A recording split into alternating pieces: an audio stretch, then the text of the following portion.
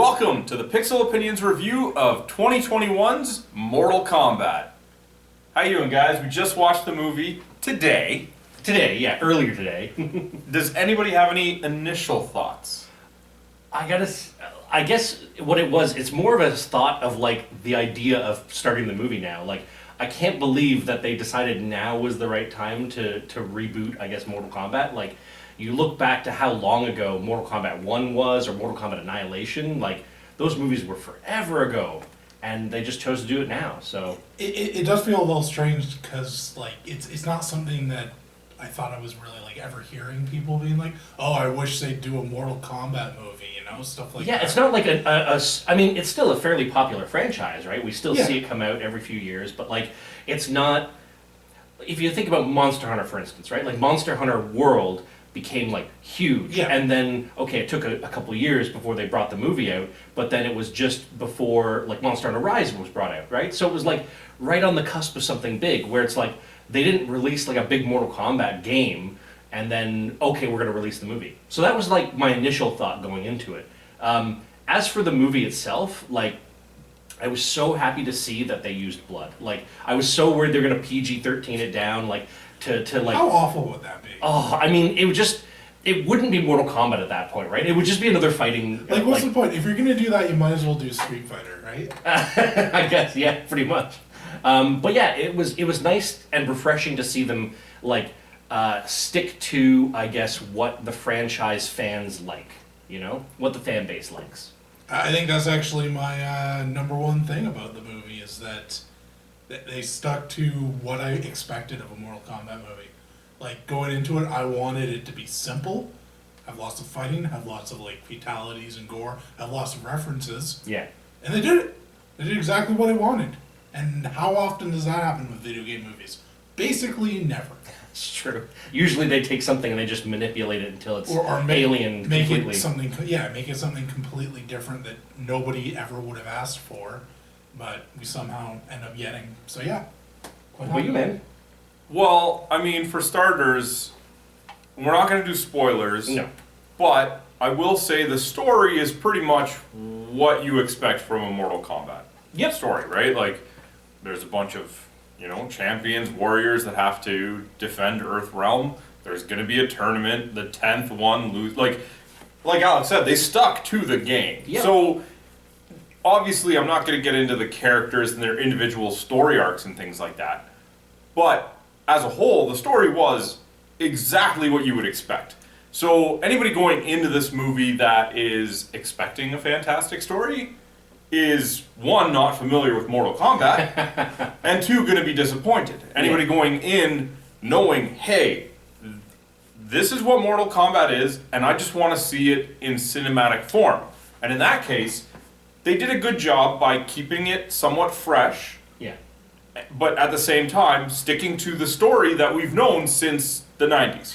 I will say the one thing I liked about what they did with the story this time around was, if you looked at like the first movie especially, it just kind of seemed like there was a bunch of people that appeared and started fighting. There really wasn't a lot of backstory, but they actually tried to give everybody a little bit of backstory in this. And even though it wasn't much, it was focused on one main character, which is pretty normal. Like, in the first movie, it was focused on Liu Kang, for instance, right? This one, it was focused on a different person. But, like, that is, a good way to frame it. And to give some backstory to each of the characters is nice. I like that.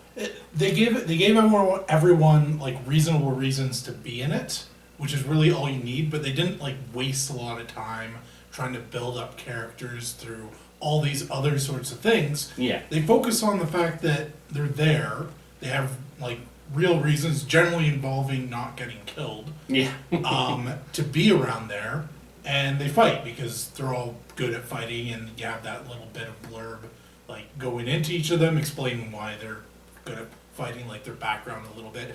You don't need to make it very complicated to get all the point that you need to get across. Not for a movie like this. No, and I'm gonna say that it's perfect like the way it is. I think it would have been a far worse movie if they'd spent a lot of time focusing on characters, if they spent a lot of time focusing on trying to make a complicated story. Like, this is an example of Less is less more. is more. Yeah, I was gonna say. Yeah. This is an example of less is more, where having very simple stuff like that makes it better. Okay. Well, what about the very bold decision, I would say, of using Cole Young as the main character, who is an original character to the movie and not in the universe? Like there's a contrast there. Do you take a character, like you mentioned in the first one, it was Liu Kang, right? It's a character that we know we can have that same backstory. There's the canon, versus having that creative freedom to craft like your own story for the main character. I will say I kind of liked it in this case. Like, I feel it was fitting. Does it work for every fan of Mortal Kombat? Probably not. There's probably some people out there that are going to be like, oh, I don't know this guy, like, I don't care about him. I want it to be one of the main characters from the game, right? But it didn't actually bother me in this case. I think, again, it was fitting, like, it was a new character. We weren't sure what his arc was, because a lot of times the other characters have some backstory, some history that we know. And although they might manipulate it in these movies, they generally stick with, like Scorpion and Sub-Zero have their rivalry and stuff like that, right? And they stayed true to most of them, right? Yeah. There was a lot of the pairings that you anticipated. Yeah. But then there was this extra character, which in my opinion, I actually disagree with you. Okay. I find that having an original character gave them too many easy outs to Make make the convenient scenarios. Right? Like we had, like Kano has his eye laser, Liu Kang can shoot a fireball. Just like this is what we know from the games, and they have to stick within that. Yeah. Now they have a character that they can create whatever they want, and it was a little too convenient in my opinion. I mean, I'm kind of fine with it. In a lot of cases, I don't want, especially when it's like a first movie, or if it's something where it's like, oh, they're only going to be doing one or two of them. You kind of want them to just do the stories because they never get seen in like a video form or whatever. You don't really want them to go off and do whatever. But in this case, like, I actually don't, I'm not a huge like Mortal Kombat buff. I didn't even know it was an original character at first. I was like, is this just a character, one of the ones that's sort of not as well known? Because I know like these fighting games, they do have pretty big rosters over time. Yeah. But you have like your dozen to 20 characters that are very well known, and then you have a bunch that almost nobody knows, but they're still there. I think like characters from like Mortal Kombat 4 in 3D, some of them only appeared in that one and then never again. Yeah. Even in Mortal Kombat 3, like, there were some characters that are in there, and like they skipped a couple generations and stuff like that. I mean, something like Scorpion, Kano, and Liu Kang were in like Mortal Kombat 1, 2, 3, etc., right? So that was kind of the thing for me, though, is that like it kind of felt like he was a plausible Mortal Kombat character that I'd just never heard of before. Because he did have a fairly simple backstory that basically revolved around something that just felt very much like a human Mortal Kombat story of like protecting family, stuff like that. Like, it wasn't something that really felt like, oh, this just doesn't make sense in a Mortal Kombat universe. Yeah. And that's kind of why it was fine for me. I generally, though, like, just because it's very simple and with the story and the characters, I kind of would have been fine either way. Like, whether they stuck with a well-known character or not. I definitely could see, though, how that really does hurt some of the fan service aspect of it. Sure. The main character. But they did have a bunch of other characters. But I don't have a problem with it from a fan service standpoint. I have a problem with the creative freedom that they had gave them the out to make it a very convenient character. It's kind of like the idea that, okay, all the weaknesses from the other characters, right, suddenly, oh, he can fill those weaknesses, right? I get what you're saying, so I understand that.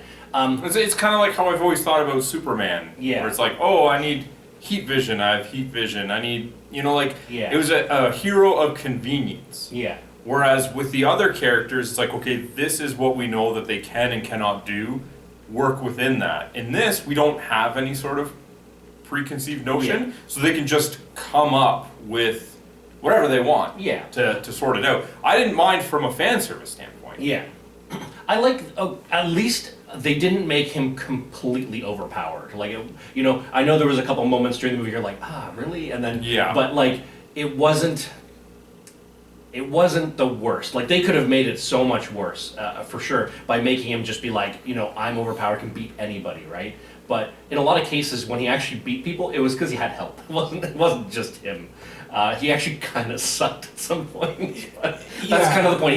He's almost like, when you think of it, like the young, useless guy, right? But eventually that's just what I'm talking about. Like, he kind of sucked and was pretty useless until the story relied on him not sucking and being useless, and then he just wasn't, right?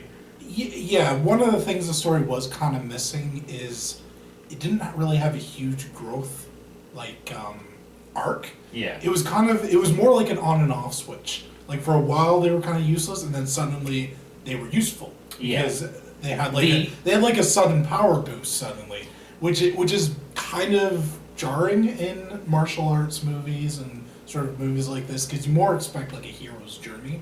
Yeah. But and with the hero's journey, you have the all is lost moment, which we did have, right? Yeah. Like, you know, we had one of the characters who was no longer able to join them in the fight, and like, you know, you have some other things happen in the story that causes some turmoil between characters, and then, you know, they get their butts beat, essentially, right? Yeah. And that's the all is lost moment, but they're supposed to get up from that. But you're right, I can see like the jarringness of like somebody suddenly getting power, but at least they explained it. Yes, Right? yes. Like, they had some story out for it that, like, okay, it's kind of like your anima or whatever they called it, that awakens, and then, you know, you get your powers. Yeah, but that's the thing. Like, everybody's awakened powers were what we know their powers to be. Yeah. This We character, have no his idea. powers were a question mark. Yeah. But I don't want to get too into that because that is... We're borderline spoilers. We're if we go borderline too far. spoilers, yeah. But Alex mentioned, you know, this is what you want in a martial arts movie, so why don't we pivot to that? I'm not going to group them together, so we'll do special effects after, but let's start with actual combat scenes. I loved the combat scenes. I loved that basically every time they started talking for any like somewhat decent period of time, there would be some reason for them to go back into a fight scene. Like, they kept them going in and out of talking parts and fight scenes constantly. I think the word you're looking for is pacing. Yeah, the pacing was The good. pacing. And I agree with you, the pacing was fantastic. I also really liked they had so many sort of throwback things, like references in the fights, but one of the things I liked the most was that a lot of the fighting was on a 2D pane. Yeah. Like, So it on made you 2D feel axis. almost like They had certain times where like they were fighting in a hall or on a bridge or something like that forced them to be sort of sideways, which is just really cool to do in a movie that has that kind of fan service. Yeah. I really like that. I mean, it's a little corny, but I think you need it. They didn't do it in such a way that it was like over the top. And they though. didn't do it in every single aspect, but they did do it in a bunch of times, and I really enjoyed that part of it. I think the fighting itself was fine. I think it was a lot more,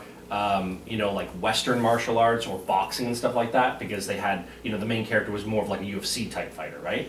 No, that's kind of the more current. Yeah, it's that kind of is Mortal Kombat. Like, they go around and they throw punches. Yeah, and not kicks. everybody Yeah. is going to be like a super martial artist, right? Yeah. And they only really stuck with like a couple of them that had some real martial arts, which was fine according to the storyline and again the characters that were doing it, right? So I think from the fighting aspect, the fighting was good. The martial arts was kind of meh, because again, there's only a couple characters that did it. But they stuck with their powers, you know, so it... Because, I mean, come on, Sonya Blade, like, is she really gonna, you know, like, do a lot of crazy, like, stuff other than kicking and punching and then using her wrist blade they things? stuck with the movesets fairly well from what I can understand. And some of the movesets don't exactly look like great martial arts. Yeah, I mean, come on, Johnny Cage. I mean, if you have Johnny Cage and he doesn't do the nutbuster, right? Come on. Like, We don't know, he's not in this He's not in this one, but I mean, he was, right? Like, look at that. what were Jax and Sonya Blade? They were military trained, so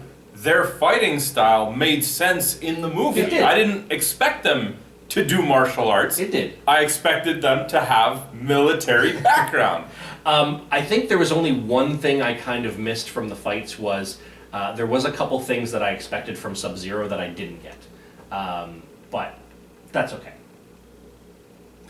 I don't know what Josh is talking about. I thought the fight choreography was top notch. Yeah. Whether it was martial arts or military fighting or just street fighting or whatever, like, they blended them well, Yeah. and everything was action-packed and fun to watch. Yeah, I can't argue the pacing. Like, it was exactly as you guys said, like, on point. I also really love the use of powers. Like, the Sub-Zero, I think, was probably the most used. Yeah. But there was, like, a lot of use of powers. It was really great, really well used, and the fatalities were pretty fun. Like, They were. They were kind of what you'd expect from Mortal Kombat, and I love that they put those in, right? Yeah. Yeah, just about any time that a character died, it was a fatality that we kind of expect from that character. Well, I mean, you seem to not be as big of a fan of the fight choreography. No, the choreography is fine. Honestly, I wanted Sub-Zero to give me one of those like standard ice blasts. Like that's what I wanted. That's the only thing I was missing. Minor detail, but I tell you, it just I thought of it. And I was like, man, you sound a lot more negative when we were talking about the fight choreography. What about the special effects then? Oh, special effects I think were great. They felt real enough that it worked and corny enough when it needed to be. Like, yeah, there was a couple times when the 3D animation was like, okay, it's noticeable, it's corny, but it wasn't like completely out of place. Like, it made sense for the characters that they used it on, you know? Yeah, this isn't like the sort of trying to pass off as real stuff that you get from like the Marvel movies and stuff like that. This definitely does have a bit of corniness to it, a bit of that cheese, but it did look good. Like it looked pretty good. It looked impactful enough. I thought it just fits the movie. It's not it's not award-winning stuff, but yeah. I think honestly, just compare the scenes with Reptile to the scenes with Reptile in the first one. Yeah. And it's night and day. Like, there was a whole fight with Reptile that flowed well, looked natural, and like the CGI was great in it. Yeah, it's 20 years of difference, right? Yeah. Obviously you're gonna see that, but you're right, like it just looked so much better. It blended well to the environment, and I don't think that I don't think this will age poorly. I don't think that you'll go back to this in 20 years like that one and be like, right? Like, in 20 years, they'll have better technology, but this won't stand out like a sore thumb. No, not at all. I think they did a great job with the special effects. I mean, the use of ice, because Sub-Zero was probably one of the characters that was used the most, was great. And, you could see any time he used any of his ice powers or he, like, stepped on the ground and, like, froze everything, like, it looked right. Like, it didn't look off. I think, like, everything about Sub-Zero, between, like, the smoky way he would appear, the way the ice would freeze things over, just his ice powers, especially when he was mixing it with, like, blood. Yeah. It just looked amazing. Like, Sub-Zero was so menacing in this, and it was great.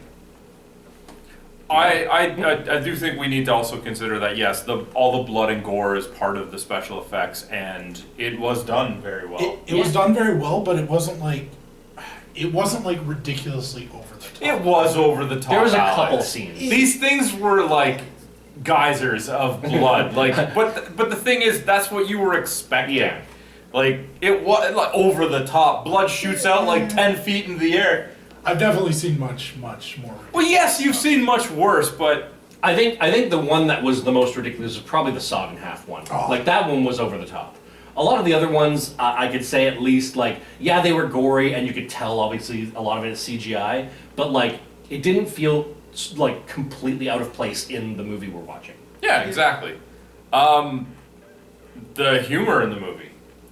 I cannot believe how much the character of Kano entertained the hell out of me. It was great. I will say that he was probably the highlight of the movie to me. Yeah. Yeah, I mean, the thing is, my experience with Kano from the games and the previous movies has all been like nothing. Like, nobody gives a crap about him. He's just some, arms dealer with a laser eye. Like, who cares, right? But in this, they made me care about him in a sense that, like, he was so funny. He was such a dick to everybody. Like, everything was a quip, and anytime he got, like, hit or knocked down, it was a quip. Like, it was wonderful. But it makes the most sense to do it with that character because, like, some of them are too disciplined or too, nice. like, too nice. Whereas he's the perfect character to have that type of humor. Yeah. And he was fantastic. Yeah, like everyone else tries to be cordial with each other basically all the time, and he doesn't have any of that. And I definitely agree that he is the best part of the movie in terms of like dialogue and the humor.